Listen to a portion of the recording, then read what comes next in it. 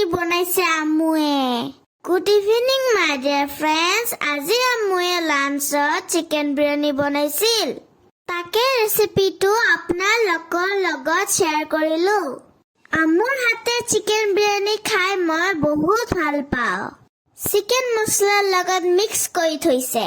কুকাৰত তেল গৰম কৰি পিঁয়াজ দি দিলে। পিঁয়াজখিনি ৰংচুৱাকৈ ভাজি ল'ব।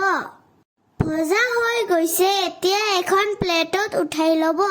সেই তেলখিনিতে কাৰি পাত্তা দি দিব। অলপ টাইম কাৰি পাত্তাখিনি ভাজি মেৰিনেট কৰি ৰখা চিকেনখিনি দি দিব। চিকেনখিনি ভালকে তেলত ভাজি ল'ব। এতিয়া ভালকে ভজা হৈ গ'ল, এতিয়া চাউলখিনি দি দিব। ভজা পিঁয়াজখিনি আৰু আলু দি দিব। এতিয়া ভালকৈ মিক্স কৰি তাতে পানী দি দিব। প্ৰেছাৰৰ ঢাকনটো লগাই 2টা চিটি মাৰিলে হৈ যাব। এয়া হৈ গ'ল গৰম গৰম চিকেন বিৰিয়ানী। কিমান ধুনীয়া হৈছে বিৰিয়ানীখিনি ন? এতিয়া আমুৱে ৰাইতা বনাব বিৰিয়ানীৰ লগত খাব কাৰণে। মই বিৰিয়ানীৰ লগত ৰাইতা খাই বহুত ভাল পাওঁ। আমুৰ হাতৰ ৰাইতাটো বহুত টেষ্টি হয়। দোকানতকে ঘৰতটোৱে বেছি টেষ্ট হয়।